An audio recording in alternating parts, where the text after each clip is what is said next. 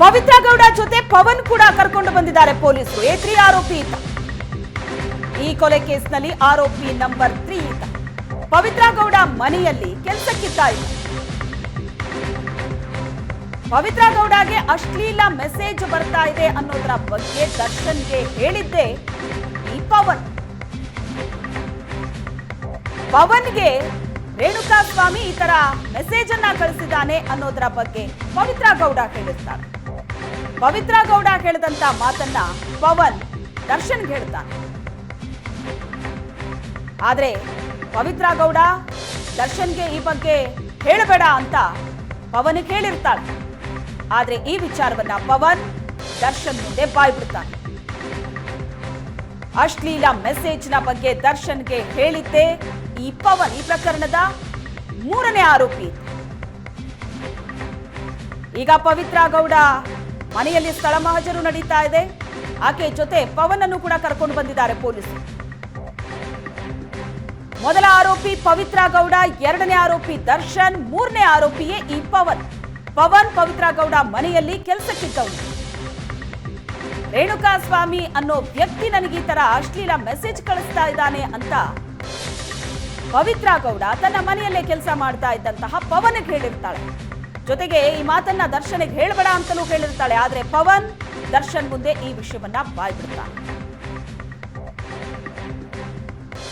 ಈ ಬಗ್ಗೆ ಹೆಚ್ಚಿನ ಡೀಟೇಲ್ಸ್ ಅನ್ನ ಕೊಡ್ತಾರೆ ನಮ್ಮ ಪ್ರತಿನಿಧಿ ಚೇತನ್ ಸಂಪರ್ಕದಲ್ಲಿದ್ದಾರೆ. ಚೇತನ್, ಪವಿತ್ರ ಗೌಡ ಜೊತೆ ಈಗ ಪವನ್ ಅನ್ನು ಕರ್ಕೊಂಡು ಬಂದಿದ್ದಾರೆ. ಯಾಕಂದ್ರೆ ಪವಿತ್ರ ಗೌಡ ಮನೆಯಲ್ಲಿ ಆತ ಕೆಲಸಕ್ಕಿದ್ದ, ಜೊತೆಗೆ ಆಕೆಯನ್ನ ಮನೆಯಿಂದ ಆ ಶೆಡ್ಡಿಗೆ ಕರ್ಕೊಂಡು ಹೋಗಿದ್ದು ಕೂಡ ಈ ಪವನ್ ಅನ್ನೋ ಕಾರಣಕ್ಕೆ. ಸೊ ಇಲ್ಲಿ ಸ್ಥಳ ಮಹಜರು ಪ್ರಕ್ರಿಯೆಯಲ್ಲಿ ಬೇರೆ ಏನೆಲ್ಲ ಬೆಳವಣಿಗೆಗಳಾಗ್ತಾ ಇದೆ? ಯಾಕಂದ್ರೆ ಪವನ್ ಅನ್ನು ಕೂಡ ಕರ್ಕೊಂಡು ಬಂದಿರೋದ್ರಿಂದ ಆತನಿಗೆ ಪೂರಕವಾದಂತಹ ಸಾಕ್ಷಿಗಳು ಯಾವ್ದಾದ್ರು ಅಲ್ಲಿ ಸಿಗುವಂತಹ ಸಾಧ್ಯತೆ? ಶ್ವೇತಾ, ಹೌದು. ಯಾಕಂದ್ರೆ ಅದರ ಪರಿಶೀಲನೆಯಲ್ಲೂ ಕೂಡ ಪೊಲೀಸರು ತೊಡಗಿರುವಂತದ್ದು. ಕೇವಲ ಪವಿತ್ರ ಗೌಡ ಮಾತ್ರ ಅಲ್ಲ, ಪವನ್ ಏನಿಲ್ಲಿ ಕೆಲಸ ಮಾಡ್ಕೊಂಡಿರ್ತಾನೆ ಅವತ್ತಿಂದ ಇಡೀ ಒಂದು ಇನ್ಸಿಡೆಂಟ್ಗೆ ಹಿಂಗೆ ರೇಣುಕಾ ಸ್ವಾಮಿ ಈ ರೀತಿ ಒಂದು ಮೆಸೇಜ್ ಮಾಡ್ತಾ ಇದ್ದಾನೆ, ಟಾರ್ಚರ್ ಕೊಡ್ತಾ ಇದ್ದಾನೆ ಅಂತ ಅನ್ಬಿಟ್ಟು ಮೊದಲಿಗೆ ತಿಳಿಸಿದ್ದೆ ಪವನ್. ಹೀಗಾಗಿ ಆತ ಇಲ್ಲಿ ಕೆಲಸ ಮಾಡ್ಕೊಂಡಿರ್ತಾನೆ. ಹೀಗಾಗಿ ಆತನನ್ನು ಕೂಡ ಕರ್ಕೊಂಡು ಬಂದಿರುವಂತದ್ದು.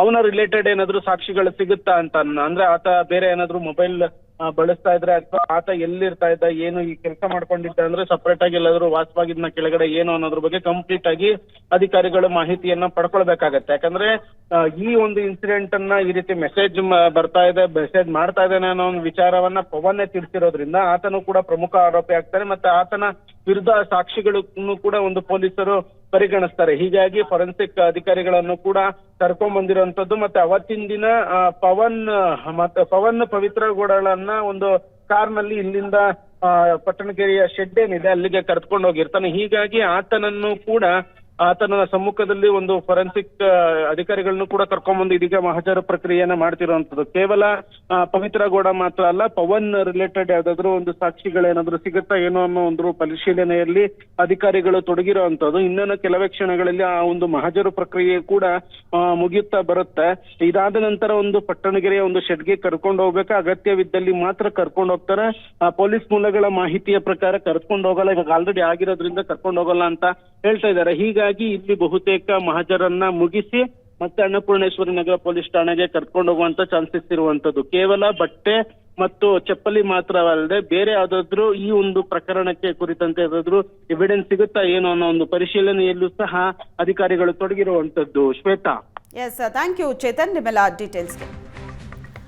ಪವಿತ್ರ ಗೌಡ ಜೊತೆ ಪವನ್ ಅನ್ನು ಕೂಡ ಪೊಲೀಸರು ಕರ್ಕೊಂಡು ಬಂದಿದ್ದಾರೆ. ಕೊಲೆ ಕೇಸಲ್ಲಿ ಈತ 3ನೇ ಆರೋಪಿ. ಪವಿತ್ರ ಗೌಡ ಮನೆಯಲ್ಲೇ ಕೆಲಸಕ್ಕಿದ್ದಂತಹ ವ್ಯಕ್ತಿ ಈ ಪವನ್.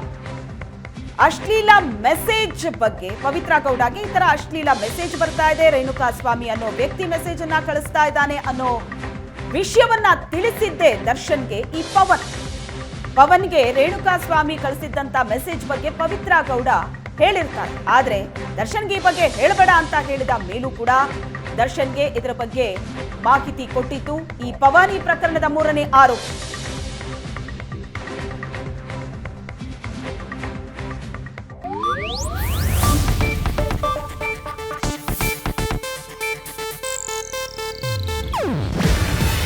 ಇದು ಏಷ್ಯಾನೆಟ್ ನ್ಯೂಸ್ ನೆಟ್ವರ್ಕ್ ಪ್ರಸ್ತುತಿ. ನೀವು ನೋಡ್ತಿದ್ದೀರಾ ಏಷ್ಯಾನೆಟ್ ಸುವರ್ಣ ನ್ಯೂಸ್.